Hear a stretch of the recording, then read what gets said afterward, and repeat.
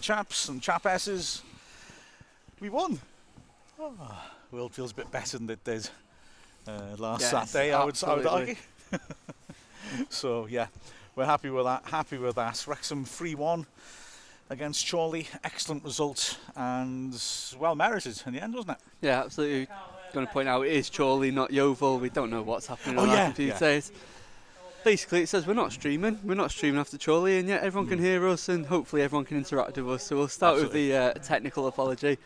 Yes, what a fantastic performance today. A deserved 3-1 win. And such an important 3-1 win as well. Massive, wasn't it? Massive, that. I mean, after Sutton, which was a nightmare. I mean, I was sort of feeling... I felt very optimistic going to Sutton and a bit horrified by what then happened. And I just... Since then, I've been telling myself we are erratic. That's why we're down the bottom. Yeah. And so, okay. That means that hopefully we'll be able to come back to what we were.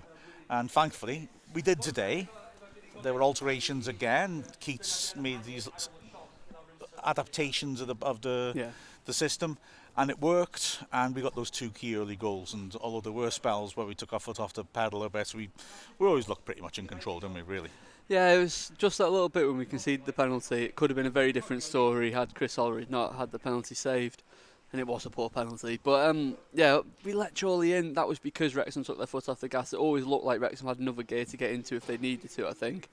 The important thing was they had the 2-0 lead, had control of the game. JJ Hooper scored 2 good goals. And it's just, as I say, it's just so much more positive. The whole feeling's more positive. It feels, again, like it did after the Solihull game where 1-2-0 that day in. Controlled large periods of the game, which again we did today. Certainly second half, Chorley barely had an opportunity before Masanka pulled what was really just a consolation goal back. If you listen carefully, the sound you can hear is Brian Hughes weeping, poor bloke. He brought in Hooper and Redmond to be the combination that would inject us with creativity, and maybe this was the first time we've actually seen the two of them linked like that. But I mean, Hooper brought the movements of a proper striker, which we've seen from the moment he set foot in the club is what he's got. We haven't seen that from Redmond though. Redmond was the 2 assists he gave were magnificent, and there were a couple of other nice little moments as well. And that was by a country mile the best Redmond's played for us. Yeah, and credit to Dean Keats for getting that formation. We wondered at the start of the game why it was going to be that slightly different shape, the 3-4-2-1 with Redmond, the right footer on the right hand side, Grant on the left side. We felt it might nullify what Bobby Grant can do. And yet Devante Redmond just ran the show. When he had the ball, he always looked at danger. He was picking out some wonderful passes. And he linked up really well with Luke Summerfield behind him as well, who was much more like himself in that I'm not going to say holding midfield, he was a lot further forward, but in that central midfield position, he looked a lot more like himself. And yeah, you have to feel a little bit sorry for Brian Hughes in that, Hooper scored 2 goals, Leighton saved a penalty. What would he have given for those 2 players being available the whole season? Absolutely. Dibble still played substantially more games than Leighton in the league this season. I think 16-11 now, I think it is. But yeah, absolutely right.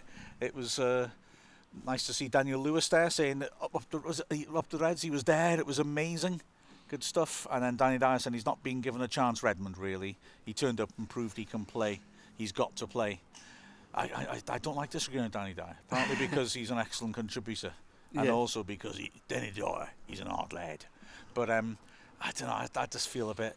He's been given chances and not performed, but maybe Keats can be someone who can bring him around, because I've certainly got the impression that Keats sees in him a player who for some reason has had things happen which have affected him, and I think Keats sees him as a project, whereas some of the other players he just sees as people that need to be swept out swiftly. I think it's telling that Redmond has at least been involved in the squad, and I've got to agree with you there that I believe he had his chance. I understand why he hasn't been playing. I understand as well what Danny Dyer is saying, that when you see him turn out performance like that, you wonder why he isn't in the team every week, but it's because we haven't seen that enough this season.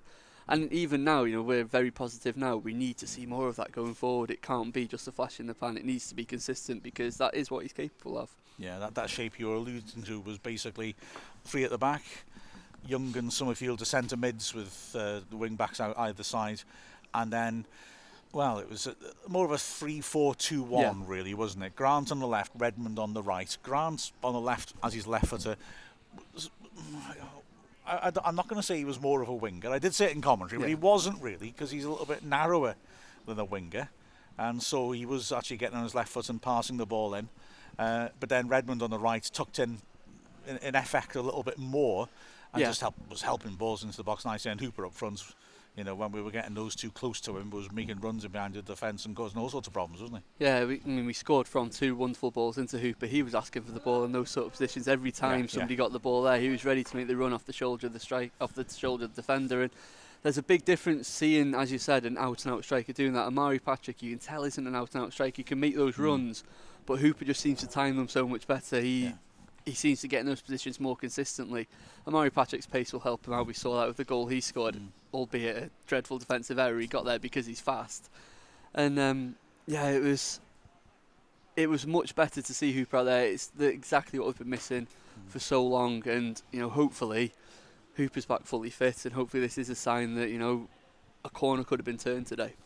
Yeah, absolutely. Danny Dyer as well, or Giza. Young's his man, and Young and Pearson are must signs in January. And of course that's true. It's something I'm neglecting a bit here. I'm thinking about comings and goings, but new contracts as well. Yeah. In January, if you can hold down a few key players, that'd be great. Yeah, I mean, I think Danny Dyer is slightly biased. He's from the southwest, isn't he? So he's always going to have a soft spot for Luke Young, but I think it's fully justified this year. We're getting to that point where you start saying, you know, who's been your player of the season so far? And for me, it's Luke Young by a country mile. Massively, Even when Wrexham been playing badly, he's been playing well. And the sponsors gave him the man of the match today, and I think, you know, we kind of gave it, we didn't really give him the attention he deserved because we were focusing on Hooper and Redmond and then Lawler afterwards, but Young did play well because it's just, that's what we kind of expect from him now. He was doing exactly what we expect from him, breaking up play, making the passes in the middle, and he did make a difference being out there. We just kind of focused on everybody else that was around him today. Oh, I mean, you're right. For me, outstanding player of the first half of the season. The media team backed that up because I know it's sad of me, but I do actually keep a record of all the Man of the Match awards that we give out, and Young's got 6. And then the next, this is indicative of how our season's gone, the next 2 with 3 each, so half as much as Young, maths fans, are Leighton and Dibble. Yeah. Which tells you something about how we've gone when our keepers are getting a lot of Man of the Match awards, but also that Young's way ahead of everyone else in the eyes of all of us. And I do recall there have been games where I've looked at it and I've thought, okay, this could be Young again here, but maybe, you know, we'll maybe go for somebody else. You know. Just to mix it up, yeah. Oh, now then, Danny Dyer's put you straight there. Hey, I knew he lived down there. I knew he lived in the southwest. I never doubted his heritage. I'm worried. I've got to get the wrongs on Danny Dyer. I feel very concerned about it. But I think he did say. Oh no, maybe he didn't say he lives down there. Maybe he did say from there. You know what? I'm not going to defend you. No, I'm sorry, Danny, do whatever you want. Absolutely right. But he is pointing out that he's Wrexham born, lives down there now. But you know, you're only out on loan, mate. We'll be bringing you back at the end of the season. Absolutely. Who else impressed you today, Mark? We talked about the midfielders and the attackers. We alluded on air to the fact that the back 3 were fantastic as well. The back 3 were like they were against Eastleigh and Solihull. They're much more compact, and it's a really obvious thing to say. Since we've gone to 3 at the back, Sutton's the big exception. Yeah. But since we've gone to 3 at the back, apart from then, they've defended that penalty area well. And I know that's a bit obvious to say about centre-backs, but just those competitive arts of the centre-backs, they're compact, they stick together, and you know, balls come into the box, okay, maybe we'll give the other side the flanks because we're playing wing-backs, but balls come in the box and they defend them well. Yeah. And it was pleasing to see him come back to that with, as you rightly pointed out, probably Lawler, the most impressive of the 3. He was very, very good in the air. And Red played well on a number of occasions, and I was very, very pleased with him. Yeah, Lawler, as we said on there, just kept Carver quiet, and he was a big presence up there. And it was telling that Chris Holroyd was having to come deep for the ball because he simply wasn't getting any change out of the 3 attackers, the 3 defenders rather. And I think it may be telling that we've got such better quality in there now than we did at the start of the season, just from the signing of Kennedy, and that maybe that's why Brian Hughes didn't trust his back 3. It's his signings. He's got to hold up his hands for the fact he brought Chambers in. But the simple fact is, Kieran Kennedy's miles better than Michael Chambers is.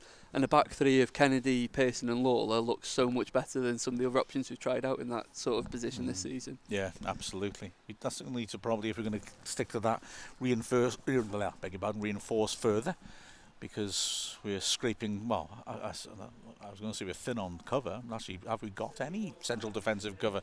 Barton, I guess, Barton, but I wouldn't have thought that's someone we were going to fall back on. And then the other player who caught my eye, especially in the second half, was Reed. Yeah. Who, okay, he's not a bombing on wing back, but he looked tidy on the ball. He looked solid defensively, and as I said at the end of the commentary, is indicative, I think, that Keats has brought in so far 4 players, each of which have added quality to what we've got, and that's exactly what we need to see him doing, moving out players who weren't good enough and replacing with players who are better than what's here already. Yeah. I mean, Reed looked today, and I know before today he hadn't shown that, but absolutely. he's not been fit, as a really proficient fullback. Yeah, Tyler Reed looked so much better today. It's his best performance without a doubt, and we saw, as we said off air, why he brought him in, why he gave him that extra contract. It was a difficult task really, because Dean Keats identified the fact that he didn't want Jazzy Barnum-Bob playing that role, and I don't think there's going to be too many people disagreeing with him. We have Mark Carrington, but we also needed cover. When James Horsfield got injured, we had to act. And I think we probably got a Tyler Reed that wasn't fully fit. He didn't look fully fit before he got his injury. Now he's had a couple of games, a couple of weeks on the training pitch. He looked much better today, and that's another positive to take forward from this game. I thought he would put him ahead of Carrington, not just because Carrington didn't have the best of games last Saturday, but also just because I think once Reed was match fit, I think Keats saw him. Like I said, I think that's his philosophy, is I've got to bring, there's no point bringing anything in unless it's better than what I've got. Of course, He's got to be giving him games, but we could see why there. That was very pleasing. Danny Dyer's saying there's not much chat on here today. You're quite right, mate, because everything's you. Well done. Thanks for keeping this going. I think everyone's smashed. Yeah, quite possibly. If they're not now, they will be by tonight. Yes, deservedly so. But thanks to Danny Dyer for joining in, because we do appreciate your comments, even if I did accidentally wrong you with your heritage. Shocking that is. Yeah.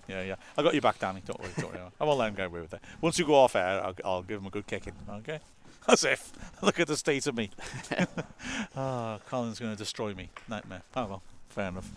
Now we're happy with that. We are, It's much more positive coming away from here with a win. Ultimately, we've had 2 very good home performances in a row. It's just the 7 goals conceded and the lack of enjoyment that's come in between that's kind of soured everybody's mood a bit, hasn't it? Halifax didn't happen, don't worry. It was all a dream. Can dismiss that one. Oh, give you a shout out, Danny, in the next commentary. I think we'll have to, won't we? Yeah. Well, get on the old hashtag Ask Wrexham on Twitter. We love doing them, and it's good fun, that. So we get some good interaction on that. But absolutely, as long as we remember, I'm an old man, and I'll forget. I'll try and remember. I'll write your name in the back of my hand. I'll wake up tomorrow morning, and I'll think, I don't watch EastEnders. Why the hell have I done that? Did I bump into Danny Dyer in the pub? Nice one. Well, thank you very much for joining us, Mark. I'll let you do the honours of signing off, because it's always nice to, after a win, to repeat that scoreline, isn't it? Oh, it's very kind of you. Absolutely. With a final score of Wrexham 3, Chorley 1. We've been Colin Henrys and Mark Griffiths. Night all. Good night.